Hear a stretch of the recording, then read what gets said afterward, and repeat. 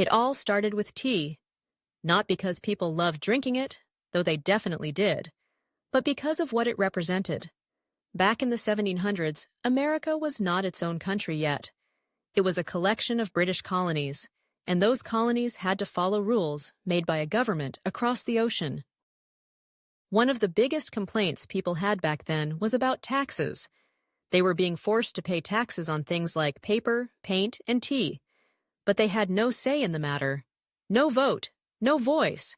That's where the phrase, "no taxation without representation," came from. Then came the Tea Act of 1773. It lowered the price of tea, but it still came with a tax. Many colonists felt tricked. They believed that if they bought the tea, it would be like agreeing that the British had the right to tax them.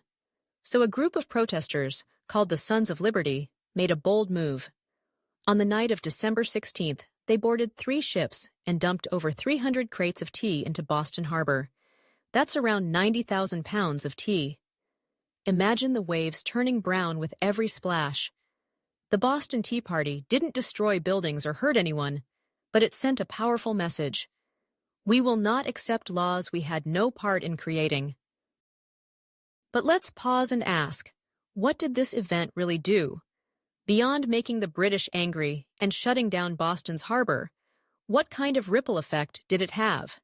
Do you think this act of protest may have inspired people in other countries?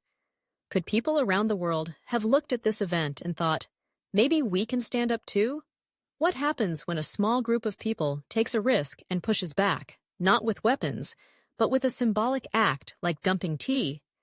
And how did this change how the British Empire viewed its colonies?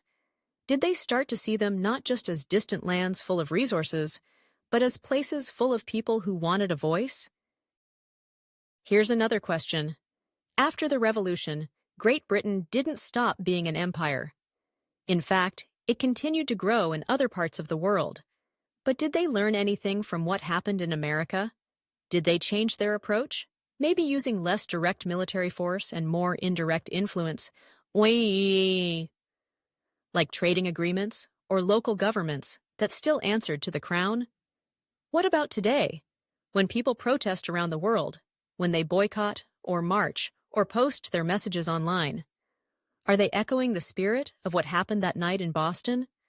Does that one act of tossing tea still inspire new ways of speaking up? These are big questions, and maybe we don't have all the answers. But by asking them, we start to see that history isn't just about what happened. It's about how those moments shape the world we live in now. So next time you see a peaceful protest or hear someone stand up for what they believe in, you might remember that night in Boston and how a simple act of rebellion over tea helped change the course of history.